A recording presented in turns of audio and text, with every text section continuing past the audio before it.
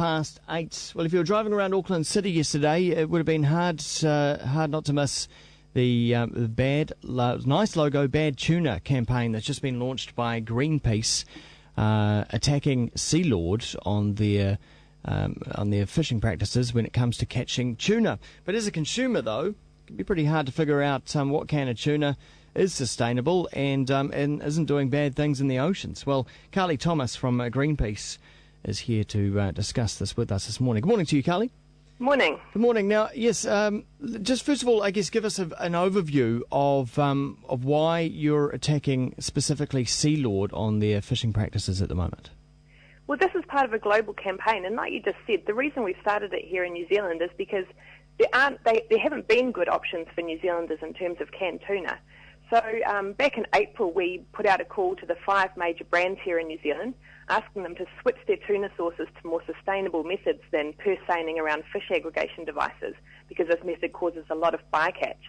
And from that, 2 of those brands are based in New Zealand, Foodstuffs and Sealord, and we got a really positive response from Foodstuffs. They, right off the bat, they said that they would introduce a Poleline line tuna range. Right. And then about a month later on World Oceans Day, they announced that they would be shifting most of their PAM's canned tuna by the end of this year to non-FAD caught sources. Okay. So we had a really positive response from them. They acknowledged that New Zealanders were concerned about the issue and that there should be an option available to New Zealanders that's not really harming the Pacific Ocean and tuna stock. Can we skip back just a little bit and just talk about those actual fishing practices? Because you use some terminology in there and I'm a little bit confused. So how do Sealord normally catch their tuna?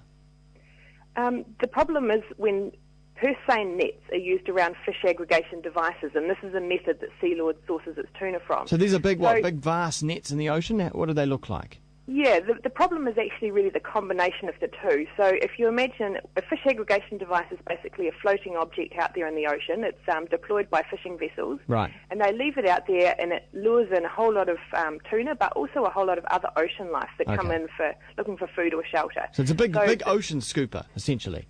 Well, the fish aggregation device is kind of the lure that brings everything in. And then once there's a whole school of tuna and a host of other marine life around them, the fishing vessel comes back with a purse-seine net, and that's a huge net that essentially they encircle the entire area with and scoop up everything around the FAD. Okay. So it's that combination of bringing everything in, come to the party, and now we're going to kill you. Yeah. So they scoop it all out with the purse-seine net, and then a lot of what's not the canned tuna that Sealord and other brands want gets dumped back overboard, injured, dead, or dying. And what other sort of species could we find in those nets? Well, there's a whole range of species, and that's part of the problem. So there are a lot of sharks are caught around fish aggregation devices. Occasionally there are turtles. We found turtles entangled in FADs and released them when we've been out in the Pacific. But a big part of the problem is actually some of the tuna that are caught. So most brands are targeting skipjack tuna for their cans, but when they fish around fish aggregation devices, they also get a lot of juvenile tuna of big eye and yellowfin, and these are more vulnerable species. And we're actually seeing the impacts of this fishing of these juveniles, not just up in the tropical Pacific, but they're actually being felt here in New Zealand. And yellowfin catches have been declining dramatically in New Zealand. So the Sports Fishing Council has released figures saying back in the mid-90s they were catching around 2,200 yellowfin per year. Yeah. Last season it was 69. So we're actually seeing the impact of that overfishing in the Pacific Okay, so this is on where the stocks here. This is where it starts to get really complicated as well when we start talking about the various species of tuna, because it was about a couple of years ago I looked at the Greenpeace website and I wanted to make my sustainable choice when it came to shopping for fish. And when I looked in the tuna section, it said that skipjack tuna was okay. That's a sustainable fishery. There's plenty of them out there. Albacore, not so much, or yellowfin, not so much. But skipjack was okay. Yeah, I mean, the issue is that around the world, one tuna species after another has been fished out in one ocean after another. And it's kind of gone from the bluefin tuna, which everyone knows as a kind of poster child for overfishing. Southern bluefin's down to only 5% left. And they've basically gone through the tuna species in order of their value. So big eye was next, then yellowfin and albacore. And skipjack is one of the much smaller species and much more abundant.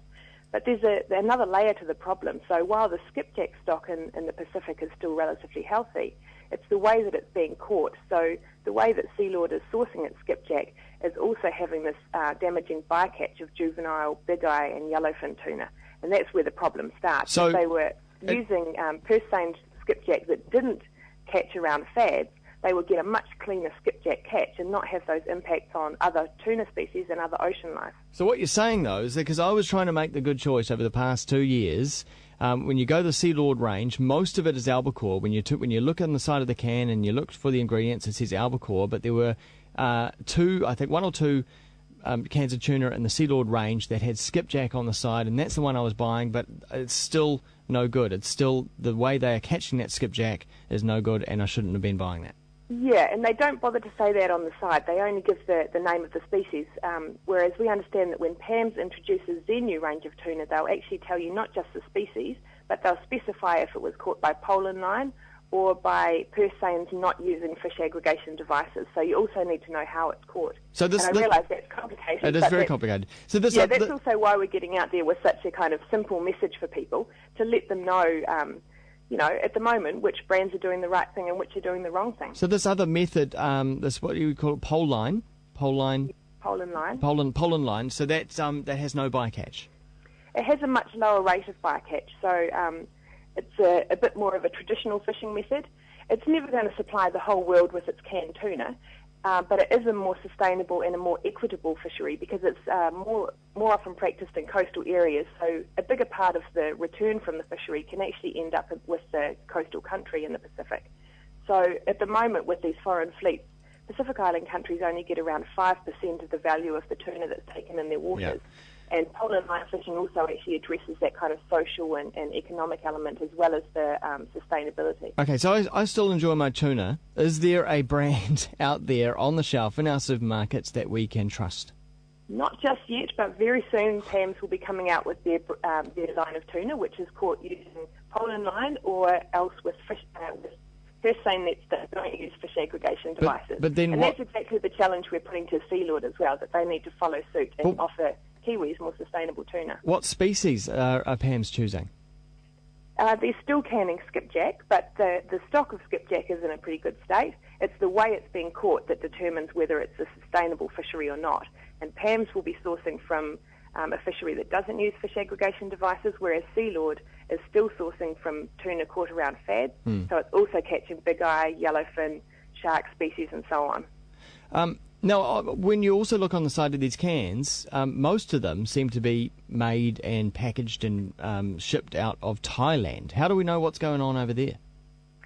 Well, that's another part of the issue. Companies need to have a very good chain of custody in place. We're pretty sure that both these companies have a reasonable chain of custody. They go up and do audits and so on. So they know what's going through their cans, but in the case of Sealord, they're making the wrong choice about that. They know that they're using fad-caught tuna, essentially, but they're still doing it. And that's why we're putting the message out there to New Zealanders that that's the wrong choice. Sealord at the moment is choosing bad tuna, and we'd like New Zealanders to make a better choice and also to help us put pressure on Sealord so that our two main New Zealand brands are both doing the right thing. Yeah. If we look at the UK, all of the main tuna brands there have shifted to more sustainable methods. So we've seen a complete revolution, and we'd like to see the same here with our New Zealand brands. So just to add another layer of complexity to this, I looked in the cupboard and I looked at the range of pet food that we've got in there, and I saw that there was a little can of pet food made from tuna, but it just says tuna on the side. I've got no idea where that tuna comes from or what species it is. Yeah, exactly. And I think some of the pet foods don't even say the species that they're talking about. Yeah. But yeah, that's another layer, and we've got to shift things up a notch. So until quite recently, that was also the case for a lot of the canned tuna for human consumption. And so part of the message is that to brands that they need to say exactly which species they're talking about, which ocean it's fished in, and how it was caught. And, we understand that PAMS is going to be doing this, so New Zealanders will have full information about what they're buying from PAMS. But Sealord is still sourcing tuna that's caught using fish aggregation devices, so it's not just what's in the can, it's what was discarded over the side of the fishing vessel that you essentially have to take into account when you choose your tuna. And just one more thing, some of these cans have a Dolphin Friendly logo on the side. What does that mean?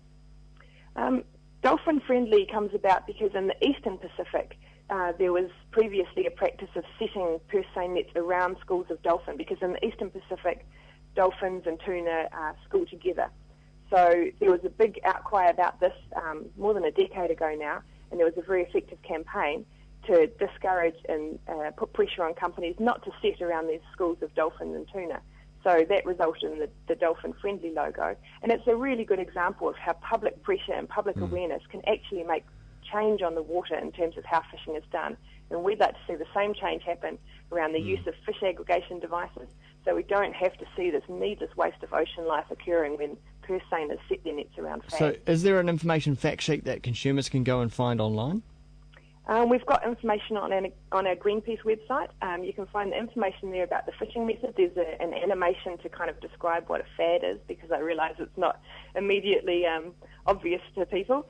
And there's also a way there that you can send a message to Sealord. I think around 13,000 New Zealanders have already sent messages to them, and add to that pressure, calling on them to change their tuna and choose a better tuna option. All right, thanks, Karli Thomas from Greenpeace. Cheers. It's 23 minutes past 8. Boy.